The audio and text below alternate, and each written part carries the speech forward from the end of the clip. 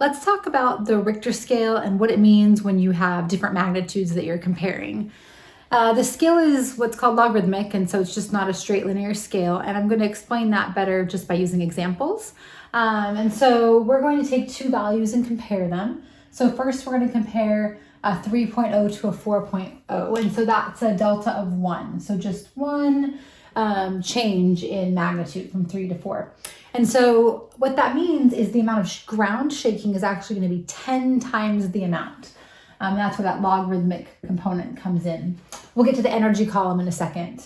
If we do another comparison, let's say of a 4.0 to a 5.0, so again, a delta of 1 value, then it's still going to be 10 times the amount of shaking. So where it gets interesting is when we do something like compare a 3.0 to a 5.0. So if we do that, 3.0 to, which is going to be a delta of 2 to a 5.0, you'll see that it would be 10 times from 3 to 4 and 10 times more from 4 to 5. So it's actually 10 times 10, or 100 times the amount of shaking.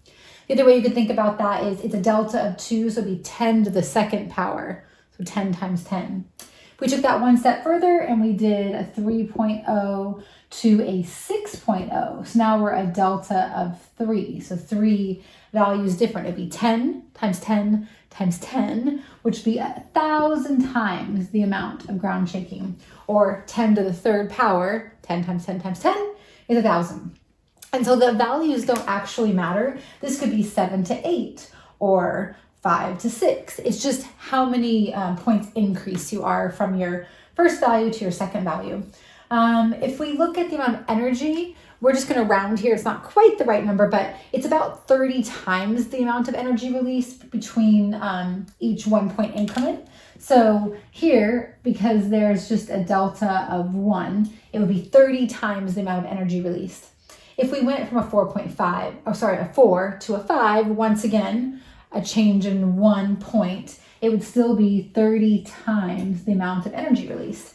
Again, where it gets interesting is when we have a 2 point increase. So from a 3.0 to a 5.0, 30 times 30 is going to be about 900 times the amount of energy release.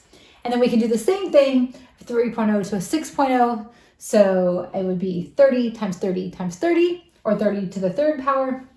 And so it's going to be 27,000 times the amount of energy released. So that's how this works because it's logarithmic. It can be a little bit confusing at times, but just remember the number of increases from, let's say, a 3 to a 5. That's the how many times you want to multiply that 10 by. So hopefully that helped.